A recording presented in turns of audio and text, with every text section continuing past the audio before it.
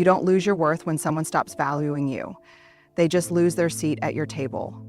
But here's the brutal truth. Most of us stay standing there, waiting, begging them to sit back down. What if I told you the most powerful thing you could do is not to chase, not to fix, but to simply go silent and watch? I remember sitting across from someone I loved, someone I had built memories with, someone whose opinion I thought I couldn't live without. I was pouring out my heart, desperately trying to make them see me, really see me. But what broke me wasn't their words. It was their silence. It was the way their eyes drifted away, as if they had already left the room long before I ever walked in. It's a brutal kind of heartbreak. The moment you realize you are the only one still reaching, still caring, still fighting. It's like you're holding a rope with both hands, pulling with everything you've got, only to realize the rope has been cut on the other end. You're pulling on nothing. But you keep holding on because letting go feels like falling into an abyss. I spent so many days, maybe even years, in that space.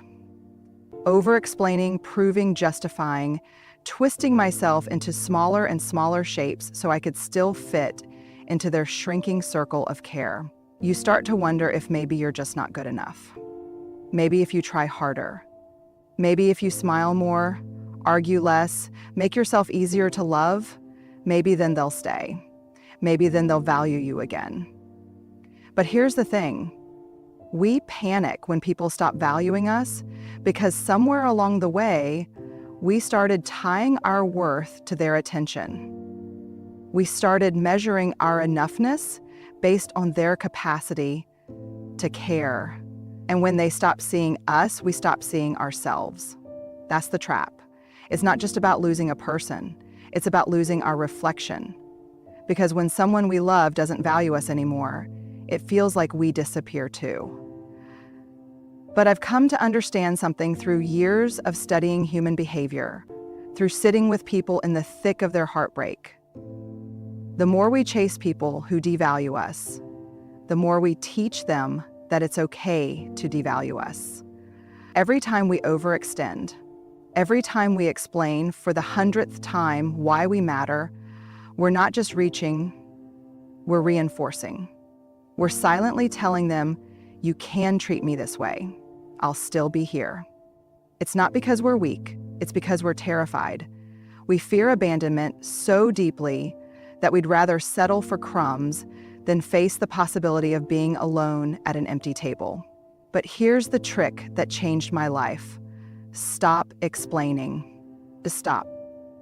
Stop chasing, stop performing, stop filling the silence with justifications. Because silence isn't a punishment, it's a boundary. Silence isn't revenge, it's self-respect. When you stop trying to convince someone to value you, you open the door for you to start valuing you. And sometimes the loudest, most loving thing you can do is simply stand up from that table and walk away. Without slamming the door, without shouting, without tears streaming down your face, just a quiet, steady step toward yourself. The quiet terror that if we stop reaching out, if we stop trying, if we dare to go silent, we'll simply vanish from their mind like we were never really there to begin with. I've lived in that fear. I've sat with it at midnight when the urge to send a text felt unbearable. I've stared at my phone, crafting the perfect sentence, the perfect reason to stay relevant, to remind them I still existed. Because deep down, I believed that if I didn't keep showing up, if I didn't keep knocking, they'd forget me. I thought silence was a death sentence. I thought the only way to stay in someone's life was to fight for space in their memory. What no one told me is that this fear isn't just emotional, it's biological. Our brains are wired to crave connection. The human attachment system is so powerful that we will abandon ourselves just to avoid the sensation of being abandoned by someone else. We'll sacrifice our dignity to stay in someone's peripheral vision. We'll beg to be remembered, even by the very people who made us feel invisible in the first place. But here's what shook me when I started really studying human behavior. When you go silent, when you finally stop knocking on their door, the human brain doesn't move on as quickly as you think. In fact, psychology teaches us that the absence of something is felt more powerfully than its constant presence. And someone is used to you being there, explaining, checking in, trying, chasing. Your sudden silence doesn't go unnoticed. It creates a vacuum, a space. And humans are profoundly uncomfortable with emotional vacuums. It's called the withdrawal effect. When you remove yourself from someone's daily rhythm, their brain registers that absence more intensely than the noise you made while you were there. You don't need to beg to be remembered. You don't need to keep proving your presence. The mind is built to notice what's gone. The real tragedy is that we spend so much time trying not to be forgotten by people who already made us feel forgettable. We fight to stay in lives that never fully welcomed us. And here's where the fear really cracks open. We're not afraid of being forgotten by just anyone. We're afraid of being forgotten by someone whose love we thought defined us, someone whose validation we believed we needed to feel worthy. But you are not someone's afterthought. You are not a placeholder in their story. And you don't need to hustle for visibility in someone's life to prove that you matter. The simple truth is this: you don't have to scream to be heard. Sometimes, silence is the only language people finally understand.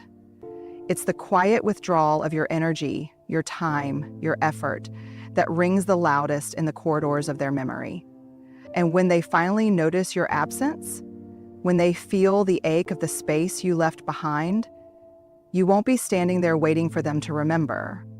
You'll already be somewhere else, somewhere where you are valued, not as a fading memory, but as a living, breathing, irreplaceable presence. I remember being caught in this exhausting cycle with someone I cared about, a cycle where every conversation felt like a courtroom, and I was constantly on trial. I would spend hours, days, sometimes weeks, trying to explain how I deserved to be treated. As if, with just the right combination of words, the right tone, the right timing, I could convince them to see me, to respect me, to value me. It was like I was handing them the manual for how to love me, how to show up, how to be present. But no matter how many pages I added to that manual, they never seemed to read it. They never seemed to care. And yet, I stayed in that loop. I explained myself over and over, like a broken record. I thought, maybe if I say it differently this time, maybe if I approach it more gently, maybe if I try harder to make them understand, they'll finally get it. They'll finally choose me the way I've been choosing them. But what I didn't realize back then was that over-explaining wasn't just a habit, it was a survival mechanism. It was me trying to control what was ultimately outside of my control. It was me trying to manage their feelings, their choices, their willingness to value me. And in doing so, I slowly abandoned myself. I've since learned from psychology that over-explaining is often a trauma response. It's the echo of old wounds that taught us love is something we have to earn, something we have to justify, something that can be taken away if we don't keep performing perfectly. And it's deeper than we think. When we grew up having to justify our feelings, when we were dismissed or minimized, we internalized the silent message: you are not enough unless you convince me you are. So we start to explain ourselves not just to the people who don't value us, but to everyone, to our partners, our friends, our bosses, even to strangers. We narrate our worth, We overclarify our intentions. We beg for understanding because we are terrified of being misunderstood. We are terrified of being rejected without a fair trial. But here's what shook me when I finally stopped. People who truly value you don't need that level of explanation. They just get it. They just feel it. They honor you without needing a step-by-step guide on how to treat you well. And the people who require endless explanations, the ones who make you work so hard just to matter, they're not confused, they're comfortable. Comfortable knowing you'll keep bending. Comfortable knowing you'll keep justifying why you should be allowed to stay in their life. I discovered something called intermittent reinforcement in behavioral psychology. It's when someone gives you just enough kindness to keep you hooked, but pulls away just enough to keep you chasing. It creates a psychological addiction. You keep trying to win back their attention, thinking it's about your worth, when in fact it's about their control. It's a hard pill to swallow. You cannot convince someone to care. You cannot explain your way into being valued, and you cannot argue your way into being loved well. The simple trick? Stop explaining completely. Let your silence be the answer. Let your boundaries be the language you speak. Let your absence be your explanation. Because the truth is, if they wanted to, they would. If they truly valued you, they would show you without a script. Stop handing out blueprints on how to love. You, the right people, will build with you naturally. The wrong ones will expect you to construct the entire house and then question whether they even want to move in. You don't have to be a tour guide for your own worth. You just have to stand still long enough to see who actually chooses to walk beside you without needing a map.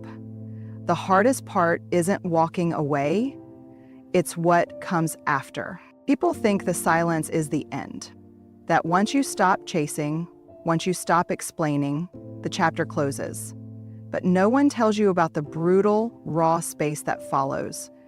The space where you sit with yourself, no distractions, no conversations, no apologies.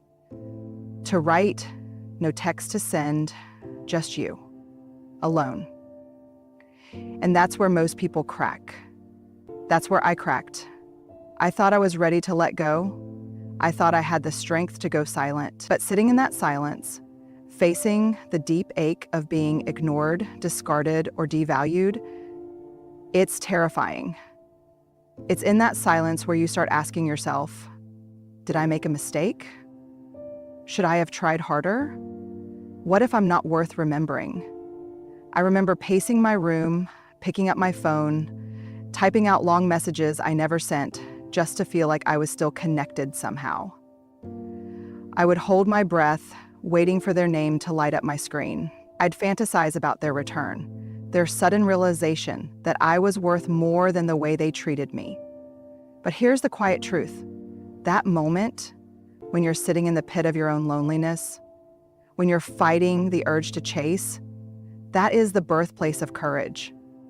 Psychologists call this distress tolerance, the ability to sit with painful feelings without running, without numbing, without rushing to fix them. Most of us don't fail at boundaries because we're weak. We fail because we can't stand the discomfort that comes with enforcing them. We think setting boundaries is the hardest part, but it's not. Holding them is. Holding the silence. Holding the ache. Sitting in the quiet grief that follows when you no longer reach for the person who doesn't reach for you. And I won't sugarcoat it. It's gonna feel like you're breaking. Every part of you will want to rush back, to fix it, to smooth it over, to settle for just a little bit of their attention, so you don't have to feel the sharp edges of your own abandonment. But here's where the shift happens. The longer you sit with that discomfort, the stronger you become.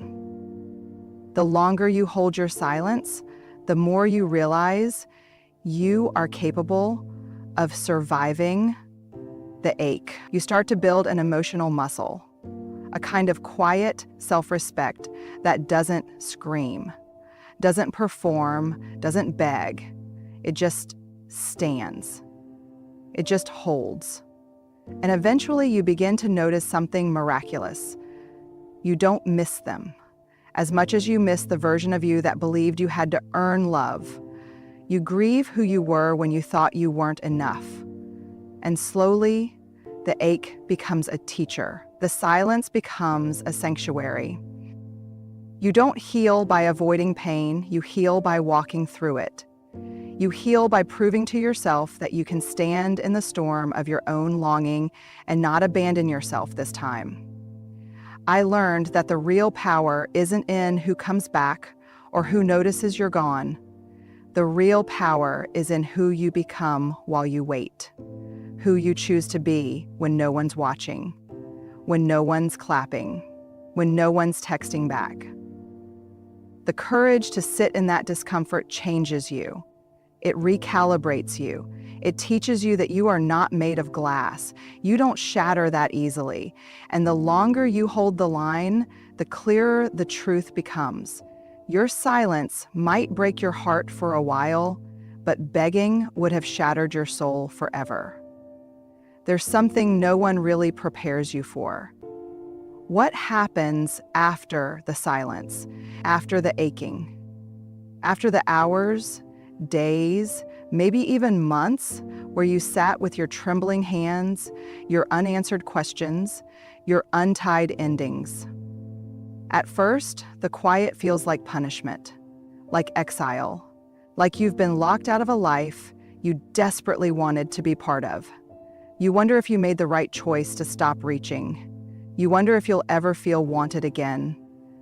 There's this agonizing space where it seems like nothing is happening, but something is happening, but something is happening. Something beautiful, something that doesn't make a lot of noise, but changes everything. Slowly, almost imperceptibly, your attention begins to shift. At first, it's microscopic. You stop checking your phone as much.